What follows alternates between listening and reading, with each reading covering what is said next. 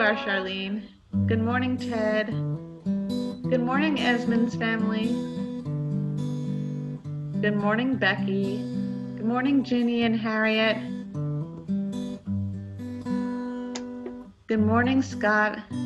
I have to say, if you didn't visit our Facebook page recently, Ginny has a wonderful tour that she led and a conversation on our memorial garden, and you could still go and see it online there. Welcome and good morning, everyone, as we head into worship this morning.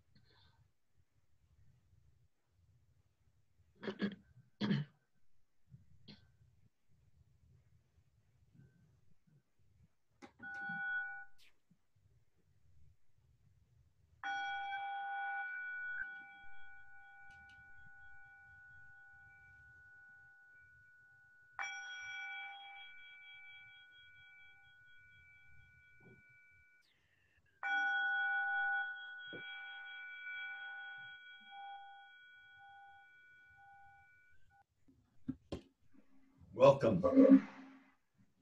I'm Bob Ertman, your lay worship leader this morning. Whoever you are welcome here. Whomever you love, you are welcome here. Whether you believe in God some of the time, all of the time, or none of the time, you are welcome here. And wherever you are welcome here.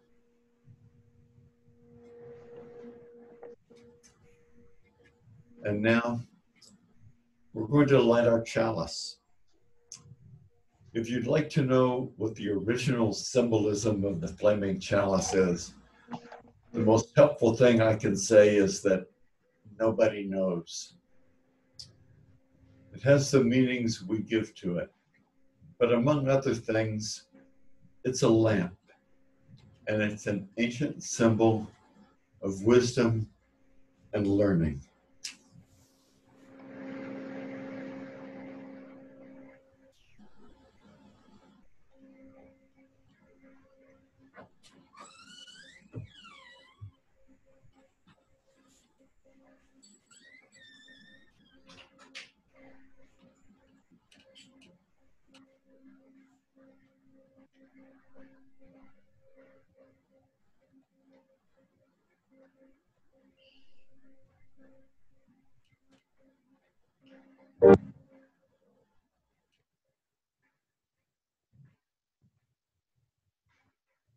Oh, this is...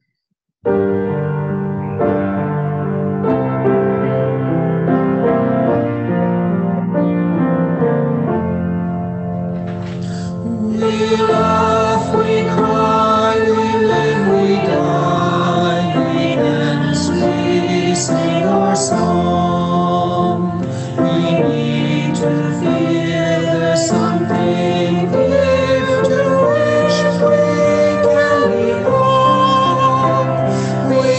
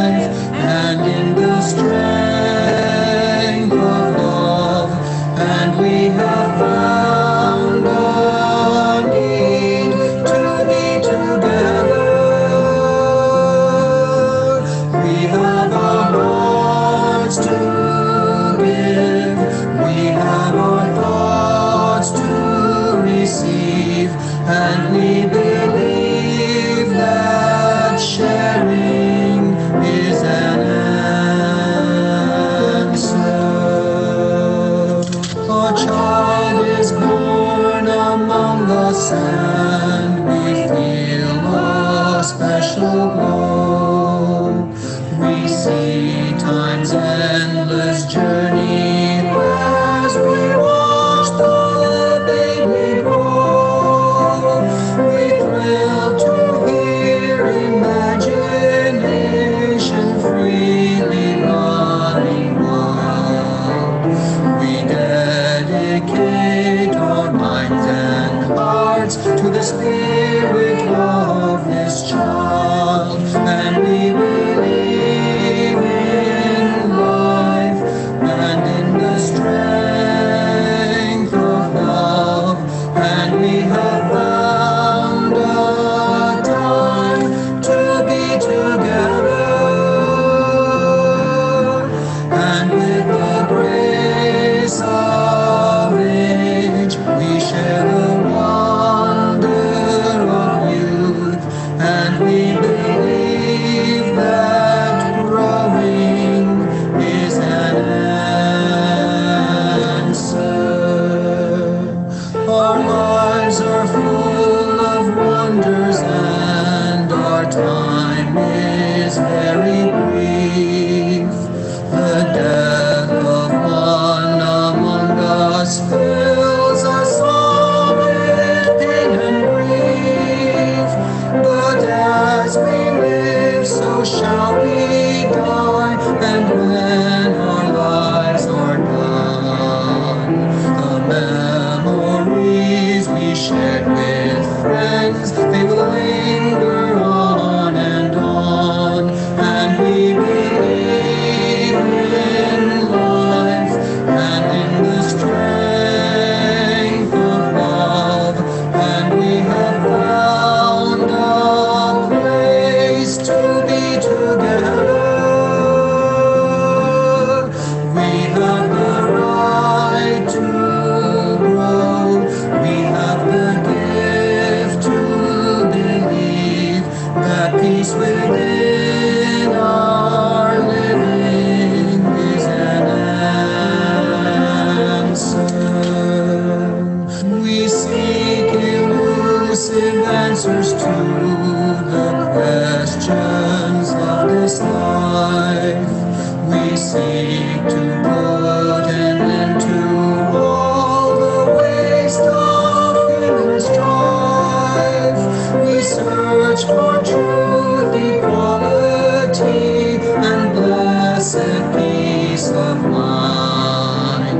And then we come together here to make sense of what we find, and we believe in life and in the strength of love, and we have found a joy being together, and in our search for peace, maybe we'll finally see, even to question truly is an answer.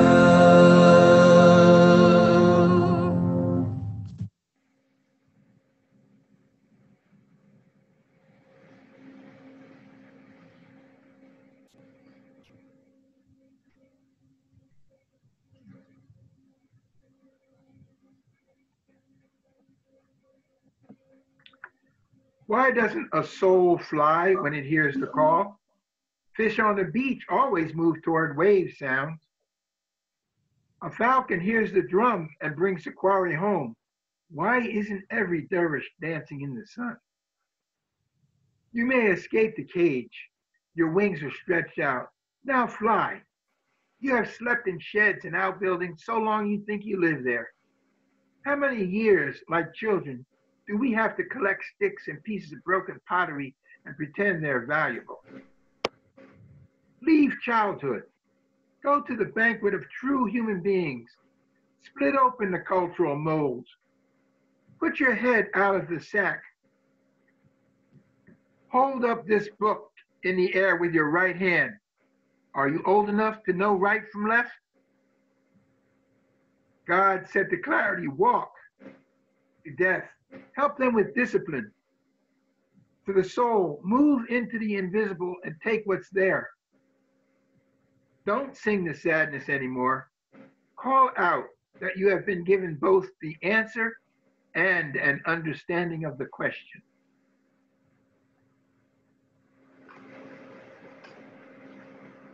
Good morning, all. It's now time for our Wonder Box, which gives us a little window into what the entire service will be, a time for all ages right now. And I want to especially thank all of the families that have been contributing to this week after week.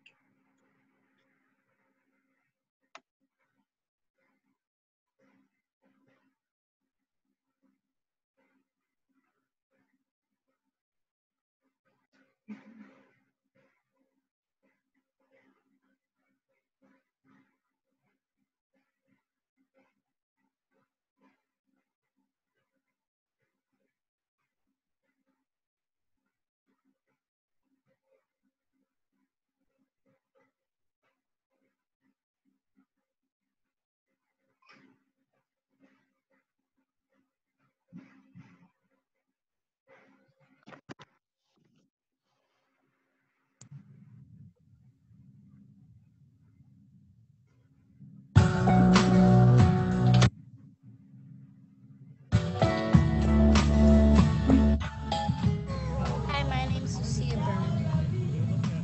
Hi, my name is Ivy Bowman. What's in the Wonder Box today?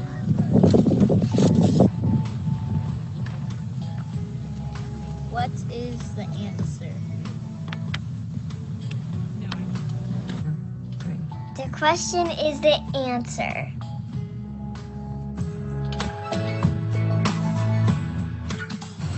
Question is the answer.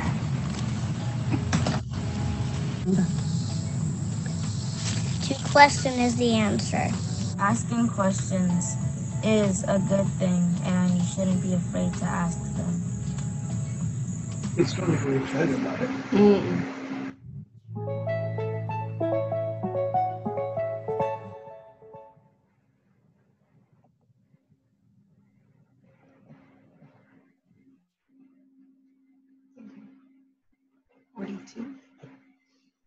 There are people who know what that means.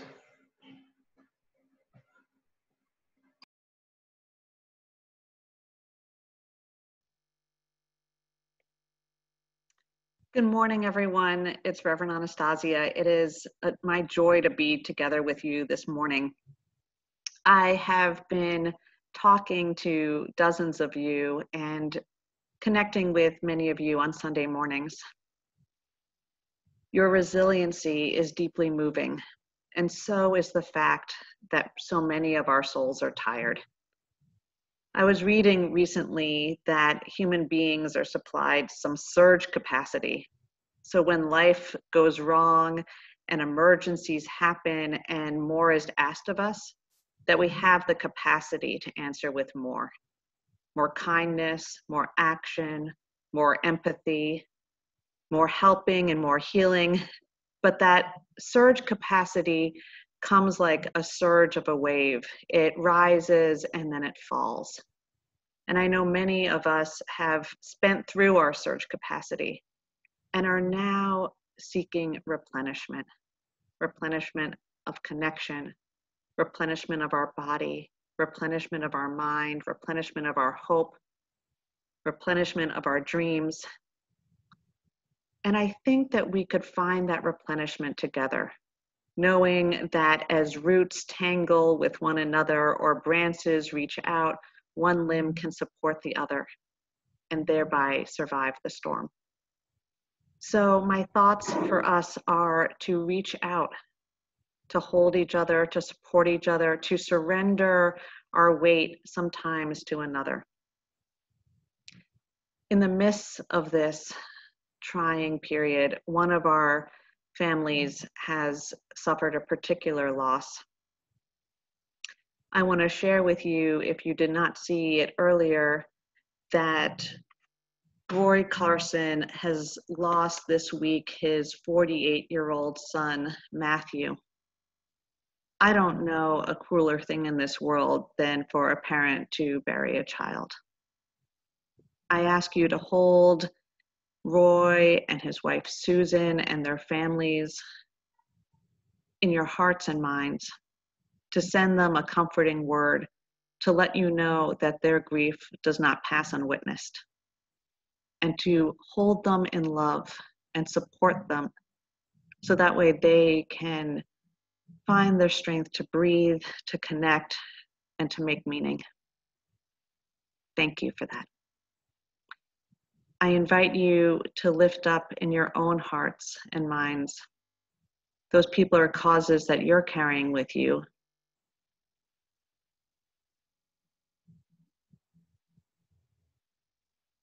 I invite you to send them to me in a chat so I may hold them alongside of you.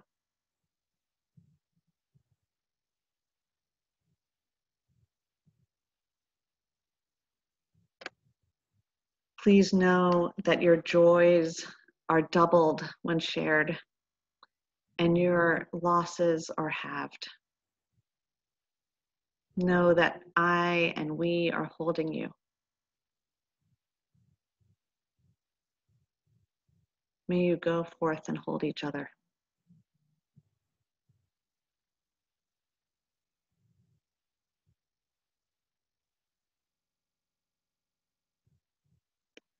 I see that people are learning about others passing in their communities and are grieving.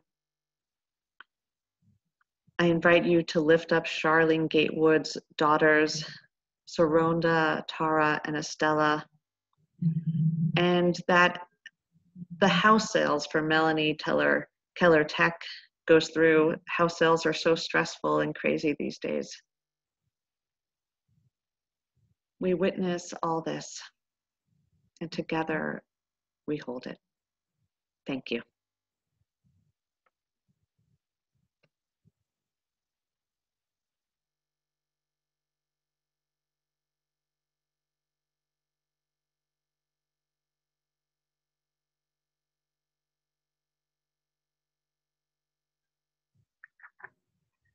Let us prepare for a silent meditation by breathing.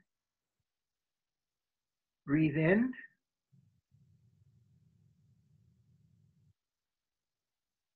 Breathe out. Breathe in. Breathe out. In our silence, let us prepare our souls for listening to the service and for listening to our friends through this pandemic.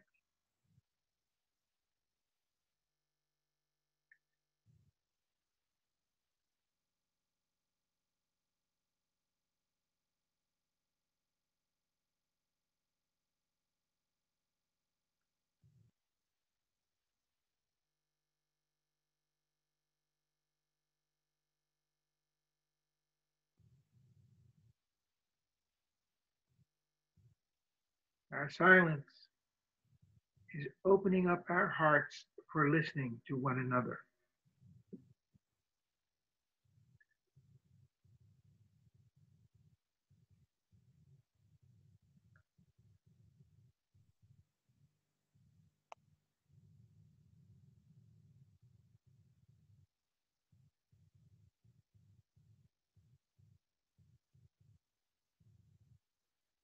Spirit of life, we ask for the wisdom to connect with each other more now than in the past. So our souls get the nourishment we need in this time of social distancing. We ask that those who provide essential services remain safe, and that all of us who do not have to go out follow the instructions to wear masks and stay home as much as we can. Spirit of life, help us to use whatever technology we have to connect and show our love for one another. Help us to remember the sick and shut in with communication they can use so none of us feel lost. Now is the time we need the comfort of friendship, and we need the capacity to bring that to one another. Spirit of life, help us to keep the children alive in their way. Keep their curiosity alive, whatever way we can, so we know the gifts of this life are worth sharing, and our search for the truth continues with added strength. May these things be true. Amen. Namaste.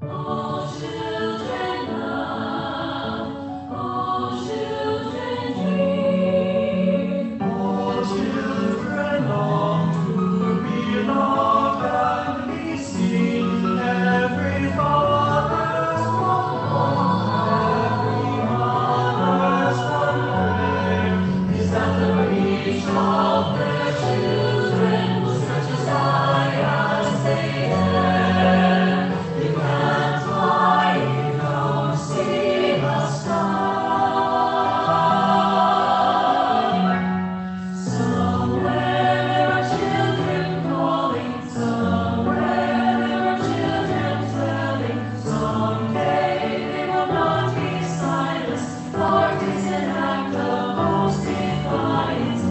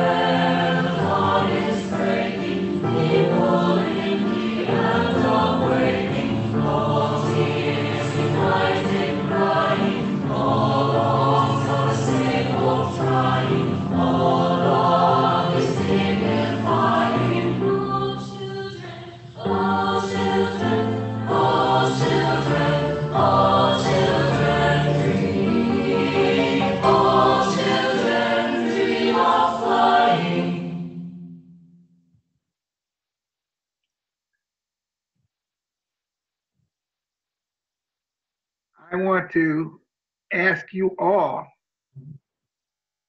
to join me in thanking Robert A. for bringing that beautiful music that he wrote and put together with his friends and former students.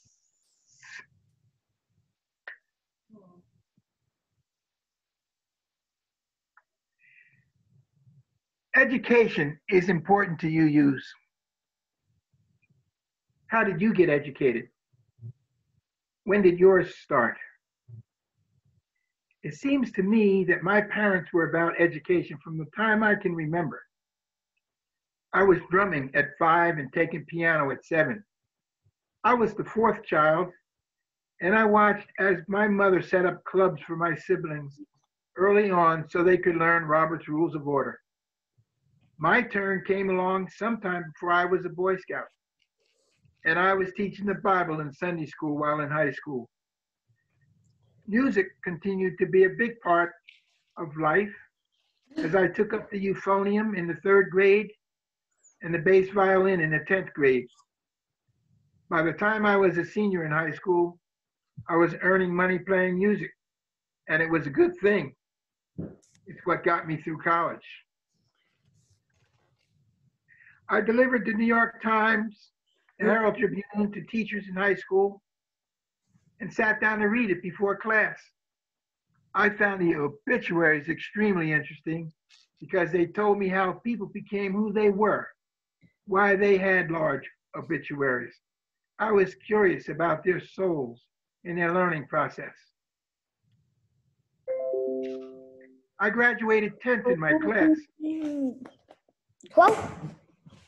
Even so, college was a gigantic barrier. Because of the U.S. entry into the space war, I got a scholarship to Rutgers, but you would think they didn't want me there. The engineering professors never acted like it, while insisting that I take 21 and 22 credits per semester.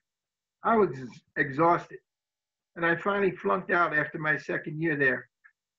But I learned enough about physics to know that is what I wanted to study. After being hired by IBM after a couple of disastrous jobs, life turned around for me. Finally, my mind was respected, and I could learn as fast as I wanted to. After learning about and helping to build the first commercially available transistorized computers, I went to New York City to service them and also completed my BA in physics. NYU was a great school, and I stretched my wings to begin learning about learning and the thought process, also about soul and ethics. After graduating, I went to UConn to study for 5 years and returned to IBM, where I helped to make integrated circuits and plasma display panels right out of research.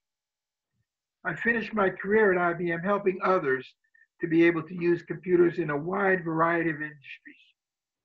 I met a lot of people looking for satisfaction for their souls. I studied world religions on my own, joined groups, meditated, continued to learn, as there seems to be no definite path to enlightenment, but plenty to learn on the way. The first half of my life was about growing my mind and my soul, having been taught by my mother that I should get down on my knees and pray, but get up, roll up your sleeves, and get to work to bring about what I prayed for. So here I am, still working on my soul to ensure that those who come behind me have the wherewithal to find their soul and the pathway to a good life. I came to UU because I found UUs to be curious about why we are here and what we need to do with our dash, like mine, December 9, 1937, dash, ... I found that to question is the answer. You must have wondered what my questions were as I was traversing a not too friendly world, trying to get to my soul's work. I confess there were many questions, but the goal was more important than the struggle. This morning, I want to ask you to join me in the struggle. I want to ask you to think of how we are asked to bring the community along with us on the quest for answers. The quest of never getting the final answer, but interim answers that help us see the greater question, and on and on. We do settle on an answer for a time, and then the question is obviously needing more questions. Some in this state, Maryland, have asked the question, why are we spending so much money on public education, but leaving a significant number of children behind? It has been said that the result of our system is that less than 40% of graduates are equipped for a quality life after we have spent this rather large sum of money. The 2019-2020 results in Maryland are that only 31.2% of our graduating class are college or career ready, while 85% graduated. In 2016, the state government asked some knowledgeable people to find a solution to that problem. The Kerwin Commission spent time reviewing the work of the National Center of Economics and Education, which had spent over 35 years studying the elements of the best education systems in the world and how they managed to have such good outcomes. They found many things in the cultures, as well as some common practices in the education systems that we could emulate. With a few people who I have come to admire, I have spent the last year evaluating the report of that group, the Kerwin Report, and tried to understand the philosophy that produced it. I am satisfied that it is an excellent document. So I think it behooves us all to try to understand it and make it happen. That is because it encompasses many of the things we espouse in our principles, only for the entire population. I keep going back to Maslow's needs triangle. Because we believe in the act on social justice, we understand that the body first needs safety, physical security, and sustenance before the mind can even think clearly. If one has to spend much of their time on those things, it's difficult to spend a lot of time on their soul, but the soul is important even to someone lacking those basic things. When they are satisfied, education is the next requirement for citizenship focus and soul searching. It's only here that one can even focus on to question is the answer. But with a vision, one would likely focus on the answer rather than the fixed, preached about answer that most of us have left behind. Education is the basis of questioning when done right. The curiosity of infants is the fuel for questioning. Maintaining that curiosity makes all the difference in the world. The schooling envisioned in Kerwin is bound to do that, starting with 3-year-olds, with advanced education for childcare professionals. Carrying that effort through the 10th grade, Kerwin expects most students with the right help throughout the process will be college or career ready at the end of the 10th grade. Of course, in order to do that, teachers will have to become professional, be paid as professionals, and work together to ensure the outcomes are as envisioned.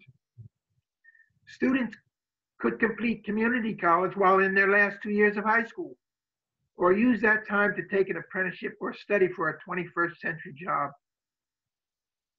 The idea is for every student to be on their way to a 21st century job by the time they are 6 years out of high school. The expectation is for the 42,000 who are not prepared today to be reduced to less than 18,000. The surprising thing is that we will save a lot of money because there will be much less government support required after the first 20 years of this program, with less dropout, criminality, and imprisonment, and a great tax base due to the improved employment opportunities. the quality of life for many more people will be the blessing that obtain. More souls would be seeking personal salvation, asking the question, and knowing that to question is the answer. Clearly, I have just touched the surface of what we need to know about the Kerwin Report and the blueprint for Maryland legislation that passed and was vetoed by the governor. In my opinion, it must be enacted if we want any semblance of spiritual grace in our lifetime in the state of Maryland. Our youth need to know our history and be in a position to help solve the remaining problems we have historically had in Maryland. UUs, let us understand that we are the ones who will get this law working to address the inequities in our schooling. If you do not know what they are, question that. Get to know it and support our youth. It is spiritual work of the highest quality to ensure the youth are taught how to learn so they can keep learning new things throughout life. Our principals are only satisfied when we're doing that. In 2017, the church brought Robin DiAngelo here for the second time to help us on our journey to eradicate racism in ourselves and our institutions, which ultimately became our locally recognized 8th principle. Many of us studied her book, What Does It Mean to Be White? Developing White Racial Literacy, and realized that if we do not know our own history, we cannot know why we feel the way we do, why we act the way we do, and hence why we have the divided society we have. As the UU Association advised us to read DiAngelo's book, White Fragility, and discuss it as a church, we, through our BBC, started to do our personal study. Now it behooves us to do the study of the most impactful public institution in our midst, the education system that connects us as a society. The blueprint for Maryland embodies our UU principles, but you won't know it unless you at least read the recommendations of the Kerwin Commission. It transforms the 19th century public education system into a caring system that treats the needs of the entire student, every student, not just the student's mind, but it does so recognizing that each student is different and has different needs. The outcomes of the system will seriously raise the quality of life in Maryland for all of us and eliminate the divide that persists even as we have continually failed to make any progress in doing so. Finally, after George Floyd's death by a public servant, our own county school system recognized that something must change. Just last week, after the school executives had studied white fragility, the school system, together with the community college, had Robin DiAngelo speak by Zoom to almost 3,000 people. Getting to the root of the problem is necessary to solve it. The problem has been stated by some academics as the opportunity gap is equivalent to the knee on George Floyd's neck. Some steps are being taken to understand the role each employee in the educational system is part of the problem and can be part of the solution. As UUs, we can be part of the solution too. There will be an entire community of advocates for success of the blueprint. Each of us will have to be on the lookout for the successes and loudly praise them. Likewise, because we're asking the questions, we will find things we can help improve. I'm hoping we see this soul work as understanding that to question is the answer and that we are good at that. Many in the congregation have been studying books on race and racism with me. Although we have taken a break in recent months, we will continue. But the result of that reading has been a greater understanding of the role we can play in eliminating racism from our society. We recognize that it has kept the country back from being a good place to live for too many people. We can change that. We have so many members who are working diligently working to overcome the symptoms of the root problem. Prison reform, changes in the criminal justice system, environmental justice, healthcare reform, voter registration, homelessness, hunger, on and on. Through our educational system and its reaches, we will overcome many of these problems. And if we're persistent in the paradigm shift the blueprint brings with it, this should feed our UU souls well as we drink deeply in the process that embodies our principles. Please read the Kerwin Report recommendations and understand that we all have a spiritual role to play in its implementation.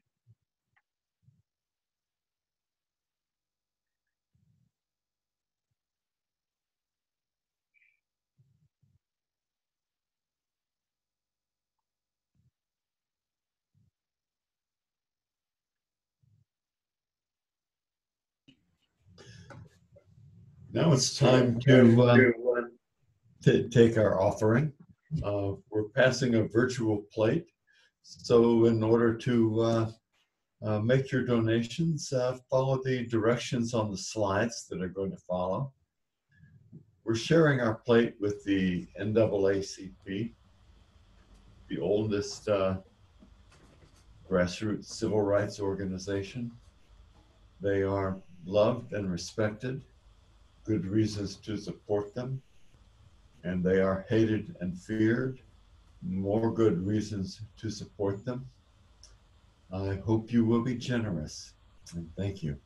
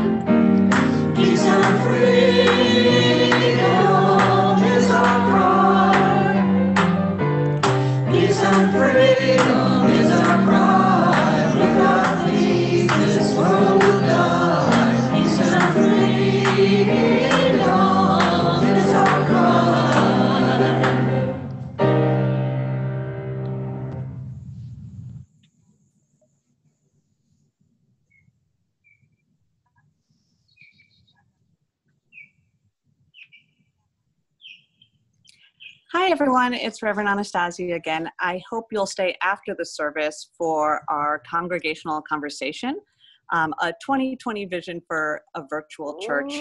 I know many of you have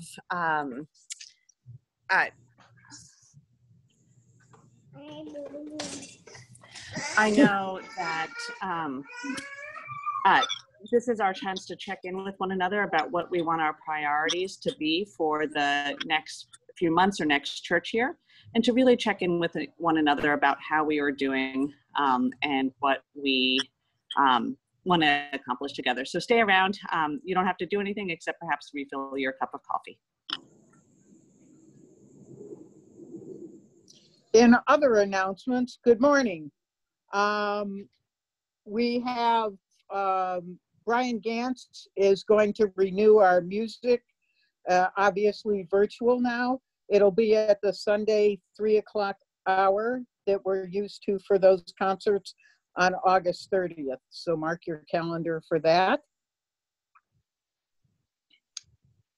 As you know, we have a church read, Subtle Acts of Exclusion, and October 4th, the ministers will be highlighting this book during the service, and then we'll have the after-hour discussion groups.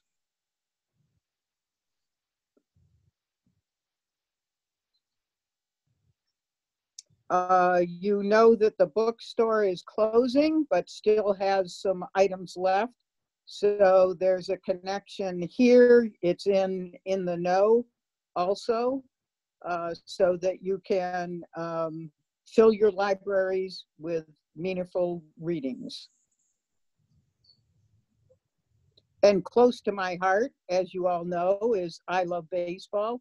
This is a group that's truly for all ages, because we start liking baseball when we're very young, and we don't end until, well, probably it even goes into the next life for those of us who believe in that part.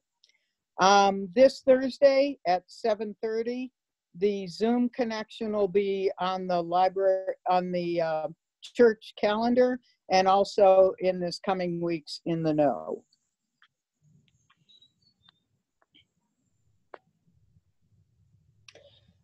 And as Thornell talked about the blueprint for Maryland, it has 5 parts, 5 big recommendations, and there is going to be 3 sessions where we look in depth at these 5 areas. The next slide has the dates.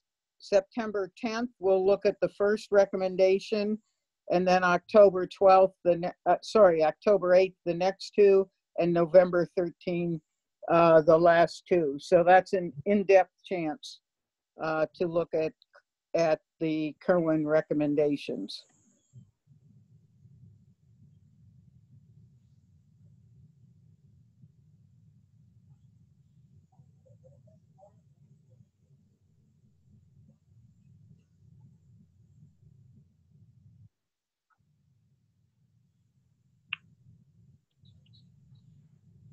Now it's time to extinguish our chalice. But remember to take this light with you, take this lamp with you, and let it burn bright for education in Maryland and everywhere. You're invited to stay for the conversations and greet your neighbors.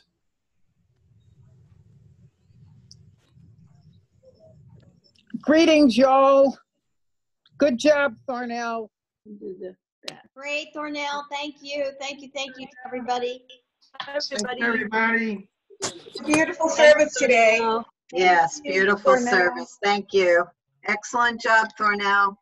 Thank you. Thank you, Thornell. Thank you, Thornell. Thank you, Thornell. Thank you. Homework to do.